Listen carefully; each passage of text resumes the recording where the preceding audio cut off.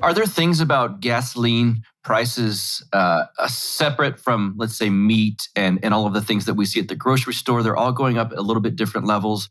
Are there things that the Biden administration specifically has done to have an effect on fuel prices? Because, of course, all this money was being pumped in under Trump's government, too. We understand that in 2020. But there was something seems to have happened, and maybe I'm wrong. That's why I'm asking you this. When Biden became president, gas prices have slowly risen, and now, of course, they've spiked from what we haven't seen in quite some time. What did he do, if anything, to make this happen? Good question. All right. This is something because you see a lot of memes around on Facebook by Democrats and the Occupy Democrats and all that. My friends on the left like to put this up. Joe Biden didn't do anything.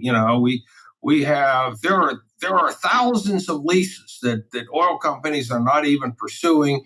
The Keystone Pipeline was years away, and it did not change a drop of oil. In other words, all this stuff. Okay. See, in one sense, that's true. Okay. But let's understand something. And that is that a price of anything, especially of commodities, you're looking at two things. You're looking at present demand, but you're also looking at the future, especially what are future supplies going to be like? Well, the Biden administration has been attacking the oil industry on a number of fronts. A lot of it's really quiet and you don't see it. One of them has been, with the, killing the Keystone Pipeline. Understand what the Biden administration was doing. It was telling the oil companies on a political whim, we're devaluing your capital.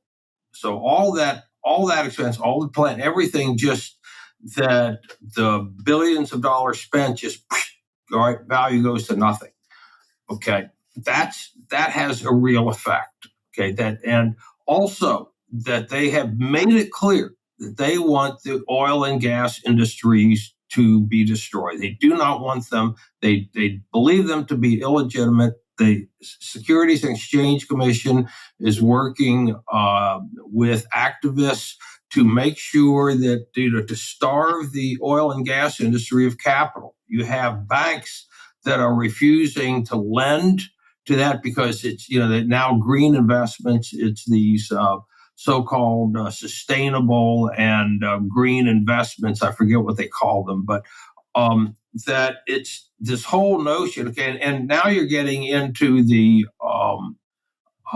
into these large institutional funds, and they're now saying, okay, they're treating oil and gas. It's like I don't know, like they're making Zyklon B or something, and and so what ultimately happens is that you send a message to the oil companies that your capital is at risk and your future supplies are at risk. We are going to ensure that we're going to make it harder for you to stay in business. You're going to have to fight off legal challenges. We want you out of business. All right. And so you're creating global warming. I get these. Look, I'm on the list of Sierra Club and all that, and because I like to see what they're saying, and the Climate Coalition of Chesapeake Bay or whatever. And so and they're very radical. I mean, they want every oil well shut down tomorrow, and consequences be damned. And so.